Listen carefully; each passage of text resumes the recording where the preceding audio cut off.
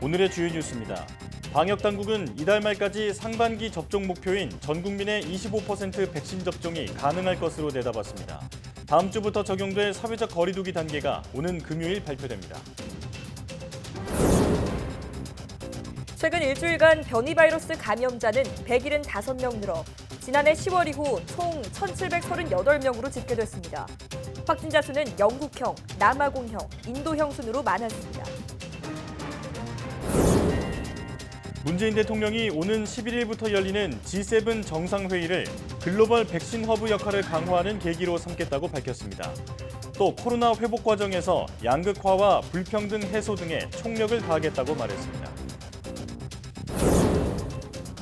최근 감염 확산세가 꺾인 인도는 백신 접종에 총력을 기울이고 있습니다. 봉쇄 조치도 부분적으로 해제했지만 여전히 확진자가 많이 발생하고 있어 불안감은 여전합니다. 미 식품의약국 FDA가 18년 만에 알츠하이머 치매 치료제를 승인했습니다.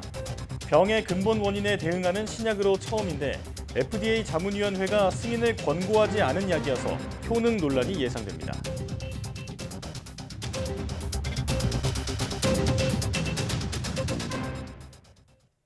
여러분 안녕하십니까? 사이언스 투데이 시작합니다.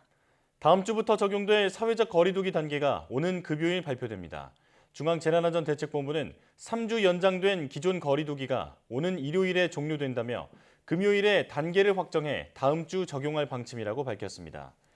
5명 이상 모임 금지와 수도권 영업시간 제한 연장 여부도 함께 발표됩니다. 현행 수도권 2단계, 비수도권 1.5단계는 지난 4월부터 3주씩 계속 연장됐습니다. 한편 거리두기 체계를 바꾸는 개편안은 다음 주쯤 확정돼 다음 달부터 적용될 예정입니다. 정부가 상반기 안에 전 국민의 25% 이상 접종에 조기 달성할 것으로 내다봤습니다. 중앙방역대책본부는 백신 1차 접종자가 7일 하루 기준 85만 명을 넘어서서 국내 접종이 시작된 2월 26일 이후 하루 최다 기록을 세웠다고 밝혔습니다. 연령대별로 보면 80대 이상 접종률 70.6%, 70대가 66%, 60대가 31.7%입니다. 당대본은 사전 예약과 접종에 동의한 60세 이상 어르신들이 적극적으로 접종에 참여해주면 60세 이상의 접종률은 80%를 넘을 것이며 6월 말까지는 상반기 접종 목표인 1,300만 명 접종에 조기 달성할 것이라고 기대했습니다. 기존보다 전파력이 센 것으로 알려진 코로나19 변이 바이러스 감염 사례가 꾸준히 늘고 있는 것으로 나타났습니다. 중앙방역대책본부에 따르면 최근 일주일 동안 국내에서 주요 4종 변이 바이러스에 감염된 확진자는 175명이 늘어났습니다. 이 가운데 영국 변이가 154명으로 가장 많았고 인도 변이가 17명, 남아공 변이가 4명이었으며 브라질 변이는 아직 감염 사례가 나오지 않았습니다. 감염 경로를 보면 15명은 해외 유입이지만 160명은 지역에서 전파된 국내 발생 사례여서 국내에서의 변이 바이러스 확산이 가속화되는 상황입니다. 문재인 대통령이 오는 11일부터 열릴 G7 정상회의를 글로벌 백신 허브로서의 대한민국의 역할을 강화하고 외교 지평을 넓히는 계기로 삼겠다고 밝혔습니다. 국내적으로는 코로나 양극화와 불평등 해소, 일자리 회복을 최우선 과제로 두고 포용적 경제 회복에 총력을 다하겠다고 말했습니다. 문재인 대통령의 국무회의 모두 발언 들어보겠습니다. G7 정상회의를 글로벌 현안 해결에 기여하는 우리의 역할을 강화하고 외교의 지평을 확대하는 계기로 삼겠습니다. 우수한 바이오 의약품 생산 역량을 바탕으로 글로벌 백신 허브의 역할을 강조하고 기후 위기 대응에서 선진국과 개도국 간의 협력을 이끄는 가교국가로서의 역할을 부각시킬 것입니다. 정부는 코로나 회복 과정에서 양극화와 불평등 해소, 일자리 회복에 최우선 순위를 두고 정책적, 재정적 지원을 집중해 주기 바랍니다. 예상보다 늘어난 추가 세수를 활용한 추경 편성을 포함하여 어려운 기업과 자영업이 활력을 되찾고 서민 소비가 되살아나며 일자리 회복 속도를 높이는 등 국민 모두가 온기를 함께 누릴 수 있는 포용적 경제 회복을 위해 총력을 기울여 주기 바랍니다. 4월 경상수지가 계절적 요인으로 지난 2년간 연달아 적자를 기록했지만 이번에는 흑자로 돌아섰습니다. 지난해 5월 이후 12개월째 경상수지가 흑자를 이어갔습니다. 박병환 기자가 보도합니다. 수출이 늘고 국제 운임도 오르면서 경상수지가 12개월 연속 흑자 기조를 이어갔습니다. 한국은행은 4월 경상수지가 19억 1천만 달러 흑자로 집계됐다고 밝혔습니다. 지난해 5월 이후 12개월째 흑자일 뿐 아니라 지난해 같은 달 33억 달러 적자에서 흑자로 반전한 것입니다. 4월 경상수지가 흑자를 기록한 것은 2018년 4월 14억 9천만 달러 이후 3년 만입니다. 외국인 투자자들에 대한 배당금 지급 등 계절적 요인 탓에 2019년과 2020년 4월에는 경상수지가 적자를 기록했습니다. 4월 중 수출이 전년 동기에 비해 46.9% 증가해 521억 7천만 달러, 수입은 36.7% 증가해 476억 1천만 달러를 각각 기록했습니다. 항목별로 보면 전년 동월 대비 석유 제품 수출 증가율은 94.3%, 승용차 75.2%, 화공품 48.6%, 반도체 29.0%에 각각 달했습니다. 한국은행은 2분기 수출도 호조를 보이고 있다고 밝혔습니다. 5월에 수출이 통관 기준으로 45.6% 증가했습니다. 그래서 1, 5월 중으로는 23.4%가 증가한 거죠. 2분기로만 놓고 보면 4월이 41.2%, 5월이 45.6%니까 이 증가폭이 확대된 거죠. 1분기에 비해서. 작년 4월 서비스 수지가 15억 달러 적자였던 반면 이번에는 서비스 수지도 1천만 달러 흑자를 기록했습니다. 특히 4월 선박 컨테이너 운임 지수가 1년 전보다 232.4%나 뛰면서 서비스 수지 가운데 운송 수지 흑자 규모가 1년 새 4천만 달러에서 8억 1천만 달러로 증가했습니다. 경기가 본격 회복 조짐을 보임에 따라 폭증하는 가계부채를 억제하기 위한 한국은행의 기준금리 인상 압박은 좀 더 가시화될 것으로 보입니다. YTN 박병환입니다. 지난해 정부의 직접 일자리 사업 참여자 가운데 민간 부문에 취업한 사람의 비율이 큰 폭으로 떨어진 것으로 나타났습니다. 고용노동부가 발표한 재정지원 일자리 사업 평가와 개선 방안을 보면 지난해 직접 일자리 사업에는 모두 97만 명이 참여한 것으로 조사됐습니다. 특히 이들 가운데 6개월 이내에 민간 부문에 취업해 6개월 이상 근무한 사람의 비율을 말하는 고용 유지율은 37.8%에 그쳐 지난 2019년의 51.3%보다 13.5%포인트 낮았습니다. 고용노동부는 이런 결과에 대해 코로나19 장기화로 민간 노동시장의 수요가 줄어든 영향으로 설명했습니다. 마스크에 붙이면 답답한 느낌이 줄고 냄새 제거에 도움이 된다는 이른바 마스크 패치 한 번쯤 들어보셨을 텐데요. 그런데 시중에 판매 중인 마스크 패치 제품 모두 안전성 검사를 받지 않은 것으로 조사됐습니다. 개훈이 기자가 취재했습니다. 온라인에서 판매 중인 마스크 패치입니다.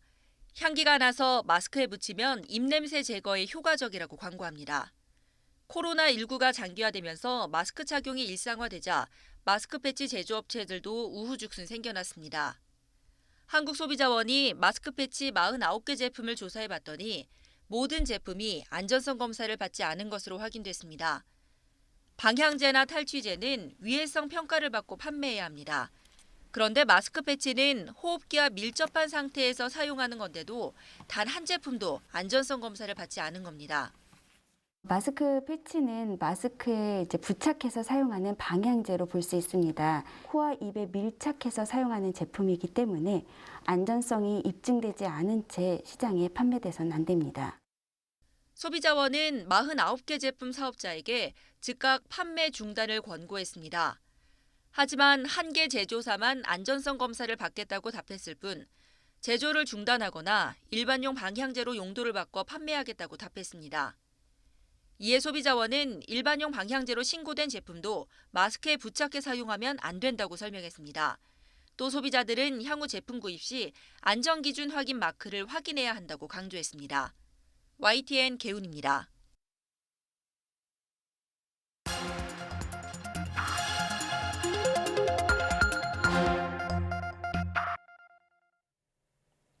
다양한 분야의 과학 이슈를 과학 기자의 시각으로 집중 분석하는 사이언스 취재 파일 시간입니다. 네, 오늘은 최소라 기자와 함께하겠습니다. 어서 오십시오. 안녕하세요. 네, 오늘은 어떤 소식 준비해 오셨나요? 네, 국내 백신 접종이 지난 2월 말에 시작됐는데 접종률이 벌써 16%를 넘었습니다. 집단 면역이 예상보다 빨리 달성될 수 있다는 기대감까지 나오고 있습니다. 현재까지 국내 백신 접종 상황 짚어보고 앞으로 남은 과제가 무엇인지 알아보겠습니다. 네, 이젠 주변에서 백신을 맞은 사람들을 쉽게 찾아볼 수 있는데요. 이제야 좀 실감이 나는 것 같습니다. 네, 그렇습니다. 접종이 차질 없이 진행되면서 국내에서 한 차례라도 백신을 맞은 사람은 845만 명을 넘었습니다. 네. 접종률은 1차 접종을 기준으로 16.4%를 기록했고 2차까지 접종을 완료한 비율은 4.5%입니다. 또 백신 접종 속도도 그 어느 때보다 빨라지면서 7일 하루 동안 무려 85만 명이 접종을 했습니다. 물량이 있고 또 맞겠다는 사람들만 있으면 접종률을 늘리는 것은 어렵지 않다는 건데요. 네. 최근 백신 예약률이 상당히 높아서 지난 4일에 마감된 60세에서 74세 아스트라제네카 백신 최종 예약률이 80%를 넘어서기도 했습니다. 정부는 상반기 접종 목표인 1,300만 명이 접종을 조기에 달성할 수 있다고도 밝혔습니다. 함께 들어보시겠습니다. 빠르고 안정적인 현재 접종 속도를 고려할 때 이번 주 중에는 전 국민의 20% 수준인 1,000만 명 이상에 대한 1차 접종이 확실시됩니다. 상반기 접종 목표인 1,300만 명을 이달 중순경 조기에 달성하고 이달 말까지는 1,400만 명 이상 접종도 가능할 것으로 예상됩니다. 네. 자, 9월까지 전 국민의 70%에게 접종을 완료하고 또 11월에는 집단 면역을 달성할 수 있다. 이게 바로 정부의 지금 입장인데요. 앞서 인터뷰 영상에서도 좀 그렇고 지금 현재 상황이나 조기 집단 면역 달성에도 자신감을 좀 보이고 있는 모습입니다. 네, 그렇습니다. 문재인 대통령은 7일 열렸던 특별 방역점검 회의에서 여름 휴가와 이 추석을 거론하면서 코로나19 집단 면역 조기 달성에 기대감을 나타냈습니다. 예. 함께 들어보시겠습니다. 우선 다가온 여름 휴가를 국민들께서 좀 더 편안하게 보낼 수 있게 하고 올 추석도 추석답게 가족을 만나고 적어도 가족끼리는 마스크를 벗고 대화를 나눌 수 있도록 해드리는 것이 정부의 목표입니다. 곧 여름 휴가철입니다. 철저한 방역과 안전대책을 빈틈없이 하면서도 국민들의 휴가 사용이 충분히 보장될 수 있도록 최선을 다하겠습니다. 자, 이대로만 잘 진행이 된다면 정말 휴가다운 휴가를 보낼 수 있을 것으로 기대가 되는데요.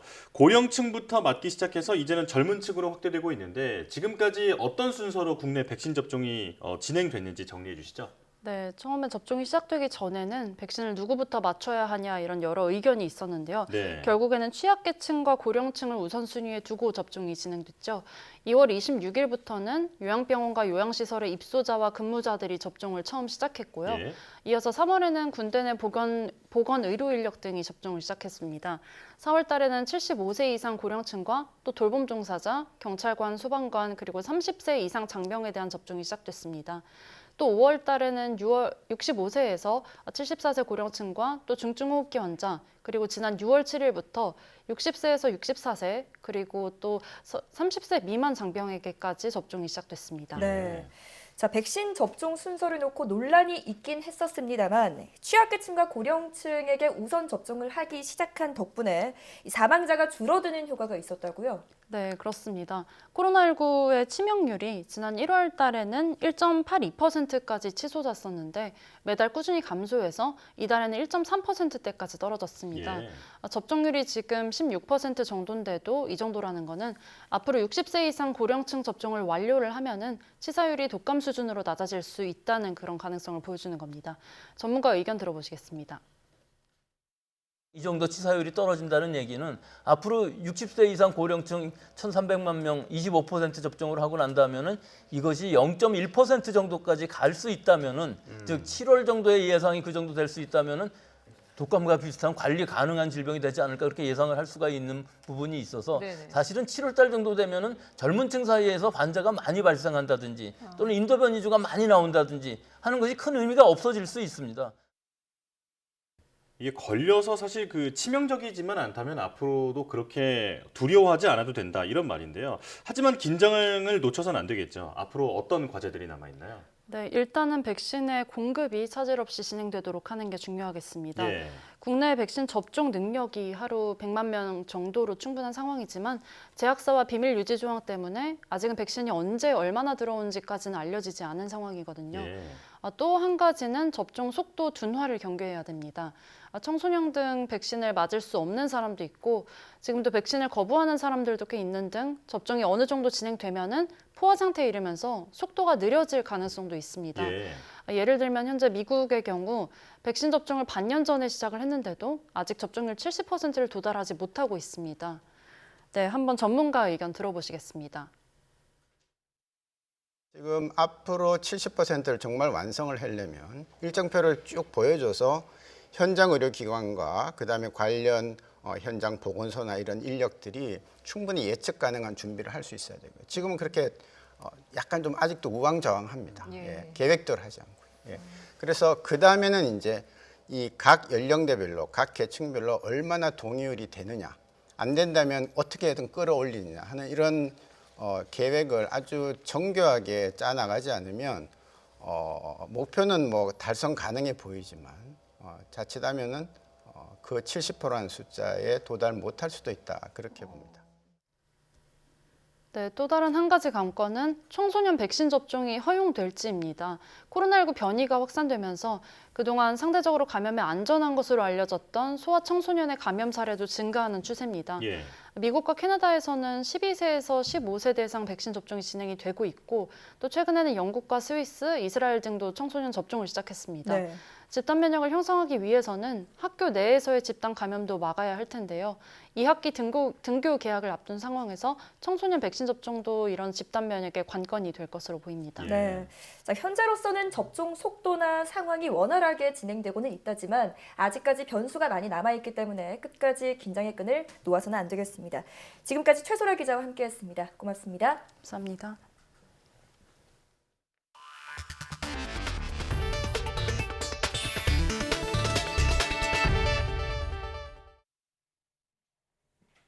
조 바이든 미국 대통령이 독립기념일인 다음 달 4일까지 미성인의 70%의 최소 1회 코로나19 백신을 마치겠다는 목표를 세웠지만 이를 달성하지 못할 가능성이 있다고 CNN이 보도했습니다. CNN은 현지 시각 7일 질병통제예방센터 CDC의 통계를 분석한 결과 지난 3일 기준으로 최소 1회 백신을 접종한 18세 이상 성인의 비율은 63%였다고 보도했습니다.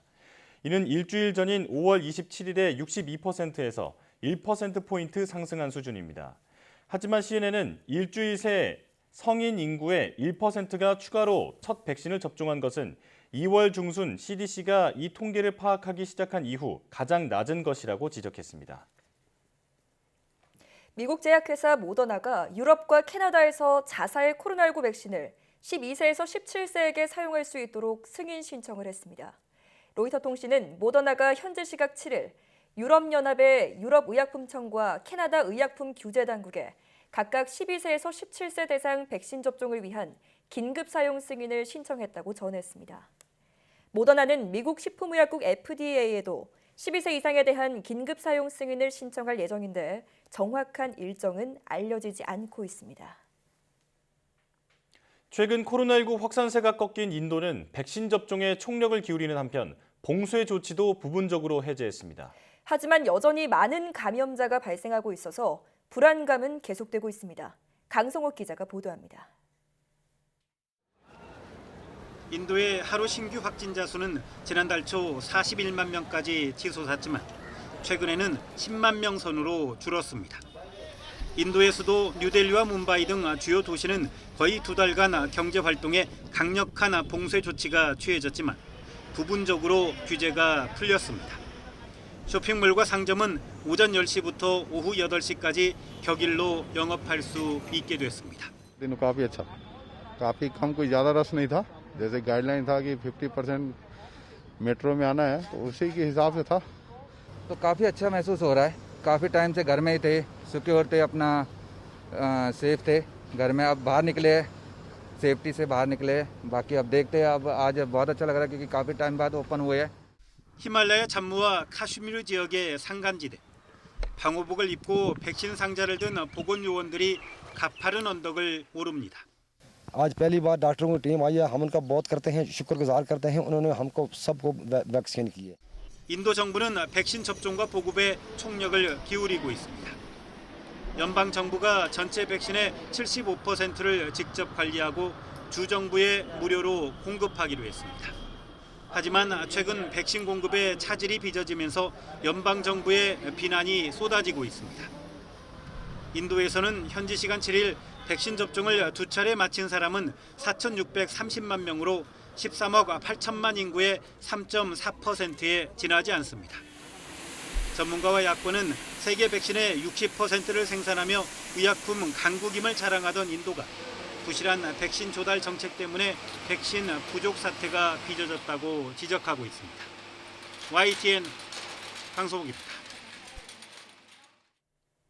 국제노동기구 ILO 사무총장이 코로나19가 노동계에 미친 영향이 글로벌 금융위기 때보다 훨씬 심각하다고 밝혔다고 로이터 통신이 보도했습니다. 가이 라이더 ILO 사무총장은 현지 시간 7일 향후 2주간 열리는 장관회의 개막식에서 팬데믹의 영향이 전반적으로 2008년에서 2009년 금융위기로 촉발된 것보다 4배 더 심각하다고 강조했습니다. 특히 일부 지역에서 경기 회복과 일자리 창출이 빠르게 이루어지고 있다면서 부분적으로 불평등한 코로나 백신 분배에 따른 이런 추세가 계속된다면 경기 회복마저 불균등할 수 있다고 지적했습니다. 미국 식품의약국 FDA가 18년 만에 알츠하이머병 치료제를 승인했습니다. 그러나 FDA 자문위원회가 승인을 권고하지 않은 약이어서 논란이 일 것으로 보입니다. 김원배 기자가 보도합니다. 미국 식품의약국 FDA가 미국 제약사 바이오젠과 일본 제약사 에자이가 공동 개발한 알츠하이머병 치료제를 승인했습니다. FDA가 알츠하이머병 관련 신약을 승인한 것은 2003년 이후 18년 만입니다. 로이터 통신은 당시 약은 불안이나 불면증 같은 증상을 관리하는 것이어서 병의 근본적 원인에 대응하기 위해 개발된 신약이 승인을 받은 것은 이번이 처음이라고 평가했습니다. 아두카누마브로 이름 붙여진 이번 신약은 뇌에서 베타 아밀로이드로 불리는 해로운 단백질 덩어리를 제거하는 것을 돕는 것이 목표입니다. This is a drug that can be safely administered. It's given intravenously. And I think that's the beginning of a new treatment era for Alzheimer's. 그러나 이번 신약 역시 환자의 정신적 쇠퇴를 되돌리지는 못하고 이를 늦추는 효과가 있는 것으로 나타났습니다. FDA의 외부 전문가 자문위원회는 지난해 11월 바이오젠이 신약의 효과에 관한 하나의 연구만 제출한 상태에서 FDA의 승인을 권고하지 않기로 했습니다. 이에 따라 FDA는 신약의 효능을 확인하기 위해 후속 연구를 진행하는 조건으로 승인했습니다. 후속 연구에서 효능을 입증하지 못하면 신약을 시장에서 퇴출할 수 있다는 뜻입니다. 바이오젠은 신약 가격이 연간으로는 5만 6천 달러, 우리 돈으로 약 6,230만 원이 든다고 밝혔습니다. Moreover, we are committed not to take any price increase during the next 4 years. 바이오젠의 주가는 뉴욕 증시에서 38% 급등했습니다. YTN 김원배입니다.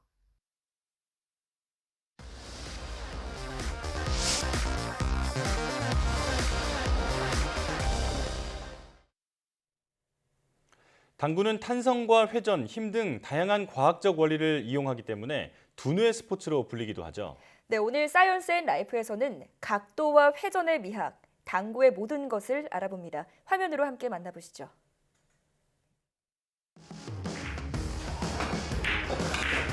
집중력, 정신력을 키우는 최고의 두뇌 스포츠라는 당구. 8, 90년대 인기를 누리며 남성의 스포츠로 여겨졌지만 당구장이 근현시설로 지정되고 쾌적해지면서 전 국민의 생활 스포츠로 자리 잡았습니다. 제2의 전성기를 맞이한 당구의 매력을 함께 느껴보시죠. 우리나라 당구 인구 1200만 시대. 이 당구장의 손님 대부분은 20, 30대 젊은 층인데요. 그런데 평범해 보이는 청년들의 당구 실력이 예사롭지 않습니다. 자세가 중요한 밀어치기와 고수만 한다는 찍어치기까지 능숙하게 해내는데요. 20대로 이뤄진 당구 모임 회원들입니다. 대대 32점 치는데요. 중대로 치면은 700 정도 쳐요. 네. 저는 대대 35점 치는데요. 일반적으로 중대에서는 1000점 이상 친다고 보시면 되겠습니다. 이 당구의 매력이 뭐예요? 내가 생각한 대로 공을 구사를 했을 때 득점이 되는 쾌감? 본인의 실력 이상의 공을 칠 때 만족감과 성취감을 느낄 수 있는 것 같아요. 생활체육의 대표 주자인 당구. 알고 보면 긴 역사를 가졌습니다. 기원전 400년 그리스에서 비슷한 스포츠를 즐겼고 유럽에서 귀족들이 나무 막대기로 공을 치던 크리켓이 실내 스포츠로 변하면서 당구가 됐습니다. 당구는 경기 방식에 따라 종류가 나뉘는데요. 당구대에 6개의 구멍에 공을 넣는 포켓볼. 당구 여신 차유람 선수도 포켓볼 선수입니다. 캐롬은 공의 개수에 따라 4구와 3구로 나뉩니다. 4구는 자신의 공으로 2개의 공을 맞히는 경기입니다. 3쿠션이라 불리는 3구도 자신의 공으로 2개의 공을 맞히는 경기입니다.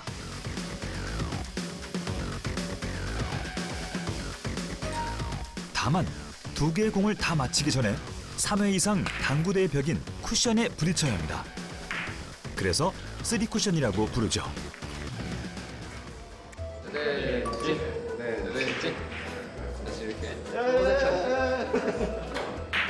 네, 저랑 회장님이랑 팀입니다. 이길 수 있어요? 맞아 있죠. 화이팅! 화이팅! 대사가 나왔습니다. 화이팅! 당구 모임 회원들도 3구를 주로 친다는데요. 베테랑들답게 첫 샷부터 정확히 3번 쿠션에 부딪힙니다. 다음 주자의 샷이 중요한 상황. 준비 동작인 스트로크에 유독 공을 들이는데요. 아이고, 아하, 생각과 달리 큐가 엇나가고 맙니다. 뭐죠? 큐가 공에서 미끄러지는 큐 미스는 선수들도 종종 하는 실수죠. 그런데 연습이 아니라 큐에 초크를 칠합니다. 초크칠의 중요한 역할을 제가 보여드린 겁니다. 이게 무슨 의미예요? 큐미스가 나지 않도록 돌가루로 이 마찰력을 증가시켜주는 굉장히 중요한 필수 요소입니다. 당구 칠 때.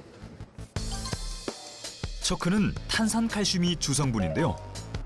발명 당시 큐 미스를 줄여준다고 해서 마법의 가루라고 불렸습니다. 초크가 큐 미스를 줄여주는 원리는 무엇일까요?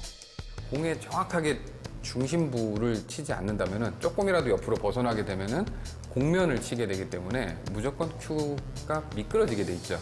초크의 역할은 공과 큐가 만나는 순간에 미끄러지지 않도록 마찰력을 극대화시켜가지고 공에다가 회전을 줄 수 있고 공에 우리가 변화를 줘서 다양한 기술을 구사할 수가 있게 되는 겁니다. 큐와 공 사이 마찰력이 클수록 회전과 방향을 더 섬세하게 조절할 수 있습니다. 이거 쉽지 않겠네. 큐거리가 갈려 있어서 쉬운 배치를 못 치고 다른 배치를 쳐야 됩니다. 노란 공을 먼저 치면 빨간 공을 건드리거나 3쿠션에 실패할 수도 있기에 작전을 바꿉니다. 어려운 상황이기에 이리저리 살펴보기만 할 뿐 쉽게 샷을 하지 못하는데요. 오랜 고민 끝에 드디어 공을 칩니다. 정확하게 3쿠션 후 마지막 공까지 맞춰 득점에 성공합니다. 쳤네요? 네, 어려웠는데 집중해가지고 해냈습니다. 나이스. 내공에서 부딪혀서 나가는 각도를 좀 보고 그걸 통해서 입사 반사 각도를 좀 생각을 하다 보면 조금 내공의 진로를 예측할 수 있습니다. 그게 이제 많이 치다 보면 좀 자연스럽게 진로를 예측할 수 있게 되는 것 같고요. 그럼 수학과학 잘하셨어요? 수학을 좋아만 했습니다. 잘하지 못했고요. 언뜻 보기엔 그냥 치는 것 같았지만 공의 진로를 예상하면서 쳤다는 완섭 씨. 각도를 계산해 공의 이동 방향을 예측한다. 정말 가능한 걸까요? 원리는 이렇습니다. 치는 공이 쿠션으로 들어가는 각도를 입사각이라고 하는데요. 쿠션을 맞고 나오는 각도를 반사각이라고 합니다. 입사각과 반사각은 동일합니다. 그래서 입사각과 반사각을 계산하면 공의 이동 방향을 예측할 수 있는 거죠. 하지만 당구에선 이 원리가 정확하게 적용되진 않습니다. 실제로 당구를 칠 때는 이론과 조금 달라지는 부분이 있는데 이 바닥과의 마찰력 때문에 공이 단순하게 미끄러져서 가는 게 아니라 공이 굴러서 가게 돼요. 또 옆으로 회전을 하면서 가기 때문에 회전에 의한 효과가 또 생깁니다. 그래서 입사각과 반사각이 동일하지 않고 조금 다양한 반사각으로 나올 수 있는 그런 부분들이 생깁니다. 각도 계산과 함께 공을 치는 적절한 힘, 공의 회전, 그리고 선수의 경험이 모두 어우러져야 세밀하게 공의 진로를 조절할 수 있습니다. 이 조절을 잘하면 3쿠션도 가능하죠. 공의 정확한 이동에 숨은 공신이었던 각도의 원리. 20대 당구 모임의 회원들이 자로 잰 듯 공을 쳤던 이유는 당구에 숨어있는 과학 원리를 이해하고 연습한 덕분이었죠. 각도 계산법을 알았다면 수천 가지에 이르는 당구 기술을 활용할 수 있습니다. 평범한 샷처럼 보였지만 큐로 힘껏 쳤던 공이 다른 공과 부딪히고 되돌아와 3쿠션에 성공합니다. 앞으로 나아가야 할 공이 마치 자석에 이끌리듯 되돌아오는 현상. 어떤 기술일까요? 공의 아랫부분을 주면은 공이 찍히면서 이렇게 뒤로 오게 만드는 현상인데 그걸 이용해가지고 3쿠션을 친 겁니다. 바로 끌어치기라는 기술인데요. 당구 기술 중에서도 성공하기 어렵다는 고난도 기술입니다. 대체 어떻게 하는 걸까요? 내 큐가 너무 많이 이렇게 들려 있다거나 이렇게 하는 게 아니라 큐는 최대한 수평인 상태에서 내가 아래 땅점을 최대한 배나간 상태로 여기서 부드럽게 당점을 잘 찔러주면 자연스럽게 뒤로 옵니다. 공의 아랫부분을 치기 때문에 너무 힘을 많이 쓰면 튕겨나갈 수 있으니 주의해야 한다고 하네요. 이번엔 공의 윗부분을 겨냥하는데요. 공은 어떻게 될까요? 회전하는 공이 되돌아오지 않고 앞으로 계속 굴러갑니다. 바로 밀어치기 기술입니다. 어느 부분을 치느냐에 따라 달라지는 공의 움직임. 그 이유는 뭘까요? 끌어치기와 밀어치기는 사실 공의 당점을 하단을 주느냐 상단을 주느냐에 의한 효과죠. 하단 당점을 주고 공을 치게 되면 공이 뒤로 돌면서 그게 바닷가의 마찰력에 의해서 공이 다시 끌려오는 효과가 생기는 거죠. 공이 맞은 이후에도 앞으로 가는 성질이 남아있다면 앞으로 밀려가기 때문에 밀어치기가 되는 거고, 공의 아랫부분을 치면 왔던 방향으로 역회전합니다. 다른 공과 충돌해도 되돌아오게 되죠. 반대로 윗부분을 치면 공의 진행 방향으로 회전하는데요. 다른 공과 충돌해도 앞으로 나아갑니다. 큐로 당구공의 어느 부분을 맞히냐에 따라 회전 방향과 움직임도 달라지기 때문에 공을 치는 부위는 아주 중요합니다.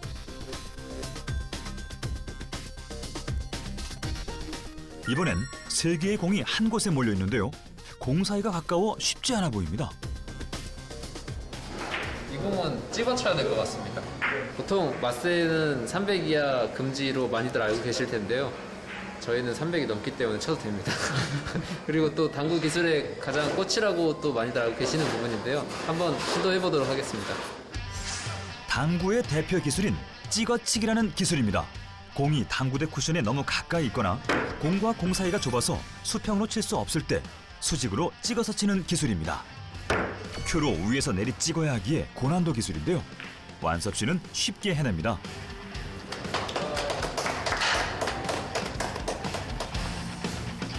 큐를 세워 쳐야 하는 찍어치기가 공을 치기 어려운 상황에서 더 유리한 이유는 무엇일까요? 찍어치게 되면은 공의 회전을 바닥과의 마찰력을 극단적으로 많이 만들어줄 수가 있어요. 아주 작은 구간에서 공이 이렇게 급격하게 움직이도록 만든다든가 회전을 먹도록, 일반적으로는 공이 이렇게 직선으로 움직여야 되죠. 근데 직선이 아닌 곡선으로 움직이게 만든다든가 하는 그런 부분들이 가능해집니다. 그래서 일반적으로는 예술구나 아주 난구를 풀어치는 그런 경우에 많이 나오죠. 경기가 막바지로 갈수록 더욱 치열해집니다. 두 팀 다 목표 점수에서 1점만 남겨놓은 상황. 지금 이제 서로 1점씩 남은 상황이고 마지막 공이 땄는데 좀 공이 어려운 상황입니다. 많이 끓어서 되돌려치기 기술을 써야 하는 상황.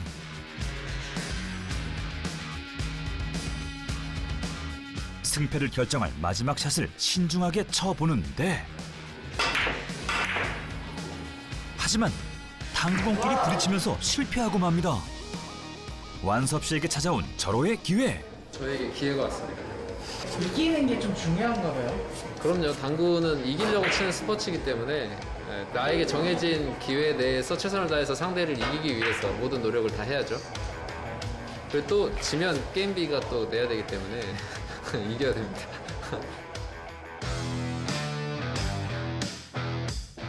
마지막 회심의 샷을 치는 완섭 씨. 짧게 쿠션을 치고 길게 쿠션을 2번 치는 뒤돌려치기 기술을 선택했는데요. 3쿠션에 성공하며 득점합니다. 제가 생각한 공의 고름대로 스트로크를 잘 할 수 있었던 것 같습니다. 그래서 좀 더 이길 수 있지 않았나. 뭐 게임에 지긴 했는데 승패는 변가지성사라고 다음엔 또 이길 수 있을 것 같습니다. 과학의 원리와 기술의 재미가 가득한 당구.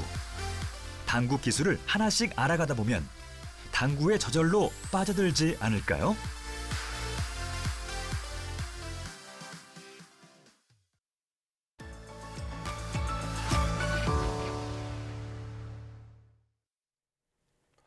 지난 5월 개최된 P4G 정상회의 서울선언문의 화두는 지구기온 상승폭을 산업혁명 이전 대비 1.5도 이내로 억제하자는 것이었는데요.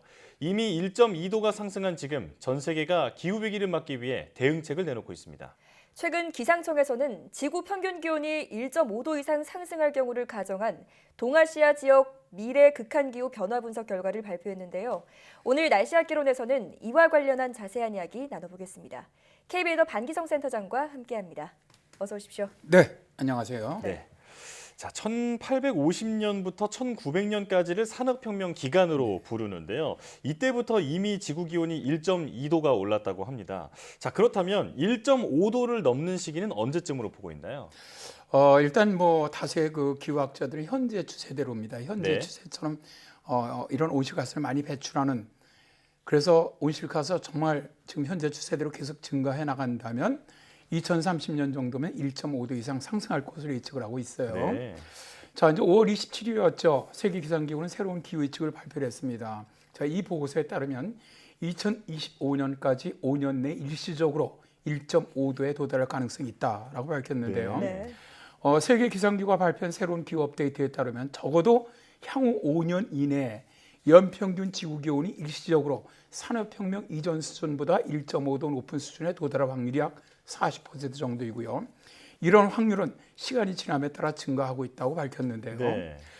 기후의 선두주자가 영국의 매트 오피스입니다. 영국의 이제 기상청인데 매트 오피스가 제작한 글로벌 연대기후 업데이트에 따르면은 2021년에서 2025년 사이에 최소 1년 이상 역대 최고 기온이 발생할 가능성이 90%에 달한다고 했죠. 예. 이에 이제 패트리 타알라스 세계 기상기구 사무총장은 온도의 증가는 더 많은 얼음이 녹고 해수면이 높아지고 더 많은 폭염과 다른 극한기후가 발생을 하고 식량 부족이라든가 전염병 등의 건강 문제, 또 환경 그리고 지속 가능한 개발에 더 큰 영향을 미친다는 것을 의미한다라고 말하면서 전 지구가 합심해서 기후 위기를 저지해야 한다고 말하기도 했죠. 예. 네. 자, 세계 기상기구에 따르면 이제 정말 얼마 남지 않았다는 건데, 그렇다면 이번에 기상청이 발표한 보고서에서는 이 지구 기온이 1.5도 상승하는 시기를 언제쯤으로 보고 있나요? 일단 이번 기상청의 그 보고서 발표 제목이 탄소 중립만이 기후위기를 줄일 수 있다로 탄소 중립이 서두르지 않는다면 1.5도 이상보다 앞당겨지고 있다라고 경고하고 있는데요. 네. 자, 이제 보고서에서는 전지구적으로 산업화 이전 시기, 그러니까 1850년에서 1900년 대비 1.5도의 기온 상승이 일어나는 시기는 2028년에서 2034년일 것이며 예. 2도의 기온 상승은 2041년에서 2053년에 나타나는 것으로 전망을 했어요, 이번에. 근데 말이죠, 이 수치는 2018년 IPCC의 지구온난화 1.5도 특별 보고서에서 보고되었던, 그러니까 2030년에서 2050년 그때 그렇게 예상을 했거든요. 네. 이 예상보다 2년에서 16년 정도 빨라진다는 의미입니다. 네. 따라서 기후 위기에 대응하기 위해서는 온난화에 대한 적응이라든가 또 완화 정책의 전면적인 이행이 매우 시급함을 암시하고 있죠. 예.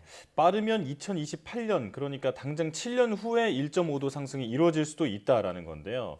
자, 이렇게 기온이 올라가면 우리나라를 포함한 동아시아 지역의 기후는 어떻게 되나요?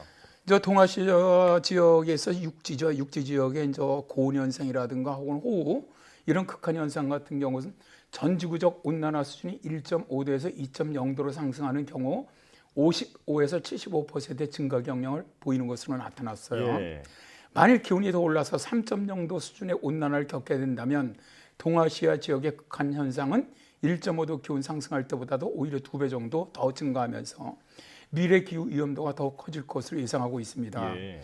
보고서에서는 만일 1.5도에서 2.0도 정도로 온난화를 억제한다면 동아시아 극한 현상은 3도 기온 상승할 때보다 3분의 1 내지 2분의 1 수준으로 낮아질 것이라고 분석하고도 있습니다. 네. 자, 이들은 재난재해 예방과 기후위기 극복을 위해서는 탄소 중립의 노력, 또 1.5도나 2도의 온난화 제한 목표의 달성이 무엇보다 중요하다고 강조하고 있습니다. 네. 앞으로 동아시아 지역의 극한 현상은 이 탄소 중립에 달렸다 이렇게 볼 수 있겠네요. 자, 그렇다면 만약에 지구 평균 기온이 상승한다면 이 동아시아 지역에서 일어나는 극한 기온은 어떻게 변화할까요? 일단 보고서에서는 이제 동아시아 육지 지역에서의 극한 고온, 그러니까 일체구 기온의 연최대값이죠.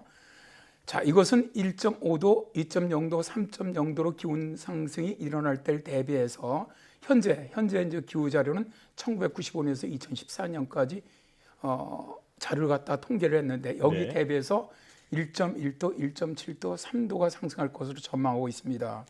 근데요, 이 수치는 정말 엄청난 기온 상승을 의미하고 있습니다. 예. 또 3도로 온난화되는 경우 동아시아 지역에서 일체구 기온이 기준 기간의 상위 10%를 초한 날에 연중 일시인 온난일은 현재 대비 약 43일 증가를 합니다. 근데 1.5도 또는 2.0도 수준으로 온난화를 만일 우리가 제한할 수 있다면 온난일을 14일에서 24일로 줄일 수 있다고 발표를 했는데요. 네. 1.5도로 우리가 정말 기온 상승을 억제한다고 해도 지금보다는 매우 더운 온난일이 14일 이상 늘어난다고 하니까 정말 극한 기상 발생 가능성이 매우 높다고 봐야 하고요. 예. 그리고 1.5도와 2.0도 온난화 사이의 전지구 평균 기온 0.5도의 상승은 극한 고온 현상을 55에서 70% 정도 증가를 시키고 3도 상승할 경우 약 2배 정도 극한 고온 현상이 증가할 것으로 분석을 했습니다. 예. 그리고 이제 이런 기온 상승은 추운 날씨죠. 극한 저온, 그러니까 이제 일체적 기온의 연체 최소값, 이거는 1.5도, 2.0도, 3.0도 상승할 때 현재 대비 1.1도, 1.8도, 3.3도 상승을 하면서 일 최고 기온보다 오히려 다소 높은 상승폭을 보입니다. 예. 그 얘기는 그만큼 겨울이 오히려 기온이 여름보다 더 상승한다는 의미고요. 예. 일체적 기온의 상승에 따라 동아시아 지역의 한랭야는 1.5도 온난화 시 현재 대비 2.4일이 줄어들고요. 2도시 온난화에서는 3.9일, 3도시 온난화에서는 6.2일이 줄어드는 것으로 분석되었다라고 밝혔습니다. 네, 그야말로 폭염이 일상이 되겠군요. 네. 네. 자, 그렇다면 이렇게 기온이 올라가면 그 작년 여름에 비가 많이 왔던 것처럼 앞으로도 비가 더 많이 올 가능성도 있을까요? 네, 당연히 증가하게 됩니다. 네. 일단 이제 기온이 상승하게 되면 대기 중에 수증기량이 굉장히 늘어나거든요. 네. 그러다 보니까 이제 보고서에서는 동아시아 지역 육지에서의 극한 강수량, 그러니까 이게 이제 5일 최대 강수량은 1.5도와 2도, 3도 상승할 때 현재 대비 5.3mm, 9.1mm, 15.8mm 정도 증가할 것으로 전망하고 있는데요. 예. 1.5도와 2도 온난화 사이의 전지구 평균 기온 0.5도의 상승은 5일 최대 강수량을 약 70% 증가시킵니다. 네. 이게 대단한 겁니다. 네. 3도시 온난화는 1.5도 온난화 대비 200% 이상 강수를 증가시킨다고 분석을 했는데요. 네. 상위 5% 극한 강수량도 3도시 상승할 때 현재 대비 70.1mm 증가를 하지만 탄소 중립 노력으로 만일 우리가 1.5도 또는 2.0도로 기온 상승을 억제한다면 현재 대비 23.6mm, 41.4mm로 극한 강수량을 현저히 줄일 수 있다고 발표를 했습니다. 네. 그리고 이제 상위 5% 아주 극한 강수가 내리는 날의 빈도죠. 이건 기온 상승에 따라 각각 0.5일, 0.8일, 1.4일로 증가하는 경향을 보이는데 탄소 중립 노력에 의해서 만일 우리가 1.5도나 2.0도 온난화를 억제한다면 3도 기온 상승 시에 3분의 1에서 2분의 1 수준으로 극한 현상이 감소될 것으로도 분석을 했습니다. 네. 자, 지금 지구 기온이 상승한다면 어떤 그 극한 기후가 일어날지에 대해서도 말씀을 해주셨고, 또 그리고 그 3도까지 가지 않기 위해서 그 전에 탄소 중립을 유지를 해준다면 훨씬 피해를 줄일 수 있다 말씀해 주셨습니다. 자, 그렇다면 이런 극한 현상으로 인한 그 재난재해를 예방하고 또 기후 위기를 극복하기 위해서는 우리가 어떤 노력을 해야 할까요? 사실 이 기후 변화로 해서 앞으로 극한 재난, 이런 기상 기후 재난이 많이 발생할 것으로 보이는데, 이런 재난재해 예방과 기후 위기 극복을 위해서는 탄소 중립 노력, 그다음에 1.5도, 2.0도의 온난화 제한 목표의 달성이 무엇보다 중요하죠. 네. 자, 이제 우리가 기상청 분석 결과로 2050년 탄소 중립의 중요성을 어떻게 보면 다시 확인하는 기회가 됐고요. 예. 탄소 중립 이행의 길잡이가 될 수 있는 귀중한 과학 정보를 얻었다고 볼 수가 있습니다. 네. 따라서 2050년 탄소 중립을 위해서 2030년 우리가 온실가스 저감 목표를 올해 말까지 유엔에 제출해야 되거든요. 좀 이런 걸 획기적으로 좀 올려야 한다고 보고요. 예. 또 더 중요한 것은 우리가 탄소 중립으로 간다고 하더라도 당분간은 홍수라든가 폭염, 수포 태풍 등의 강도나 빈도는 더 높아진다는 거예요. 따라서 기후재난의 피해를 줄일 수 있는 적응, 이걸 좀 서둘러야 하는데요. 예. 뭐 예를 들어서 어떤 대응 인프라 구축, 또 어떤 법적 정비, 이런 것들이 좀 빨리 이루어졌으면 좋겠습니다. 네. 자, 우리 세대에서 온실가스 감축을 해결한다면 미래 세대에는 아주 중대한 영향을 끼칠 수 있다라는 것을 다시 한번 깨닫게 됐습니다. 지금까지 K웨더 반기성 센터장과 함께했습니다. 오늘 나와주셔서 고맙습니다. 네, 감사합니다.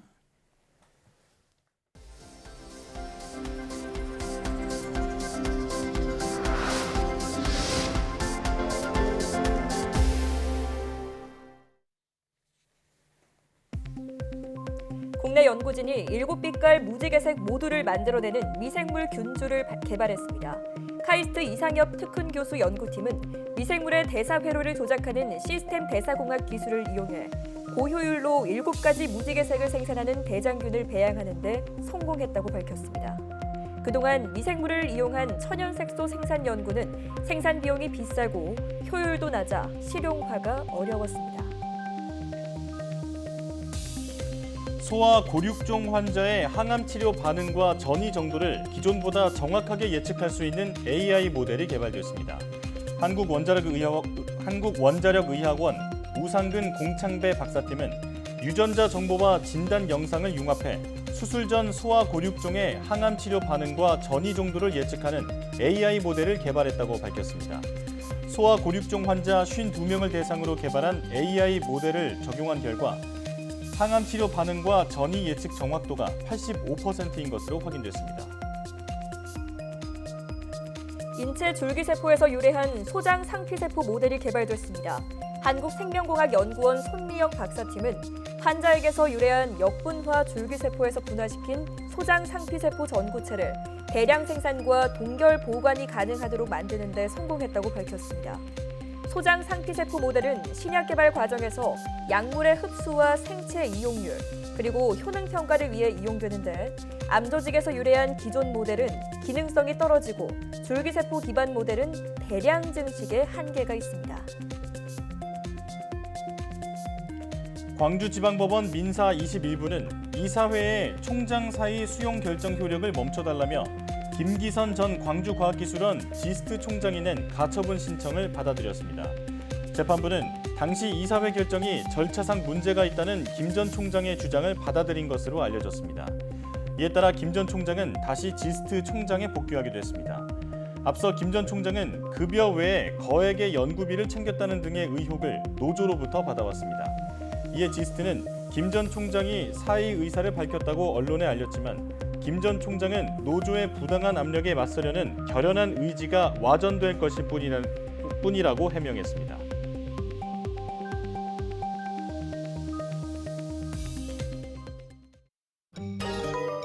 이 마을이 신풍 1위. 공기 맑고 물이 참 좋은 동네예요. 너무나 살기 좋은 곳이네, 그지? 이건 뭐야? 야, 이거 뭐야? 곧 쓰러지기 일보 직전이네. 와, 이거 말문이 탁 막히네. 이건 철거해야 되는 게 맞는 것 같은데? 왜 따님 방이라고 하지 않았어? 이거 좀 충격적인데? 물 나와, 이거? 안 나와. 그러니까 이거 퍼서 쓰는 건가 봐. 수도도 못 났어요. 근데 우리 일 너무 큰데? 잡읍시다, 잡아라 합시다.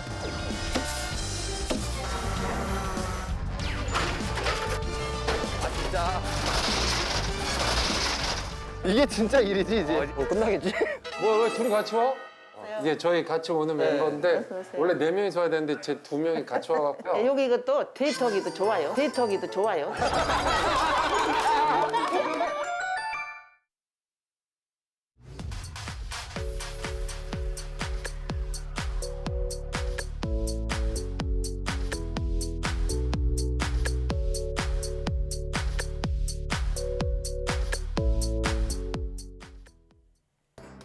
충남 홍성을 찾은 고초듀오팀 역대급 난이도의 의뢰가 쏟아졌네요. 수도 설치부터 가구 제작, 또 철거 작업까지 이제는 정말 고초듀오 팀이 못하는 게 없는 것 같아요. 고생 많았을 것 같습니다. 도움이 필요한 분들은 언제든지 YTN 사이언스 홈페이지에 사연 남겨주시기 바랍니다. 어려운 시기 YTN 사이언스는 국민과 함께하겠습니다. 시청해주신 여러분 고맙습니다.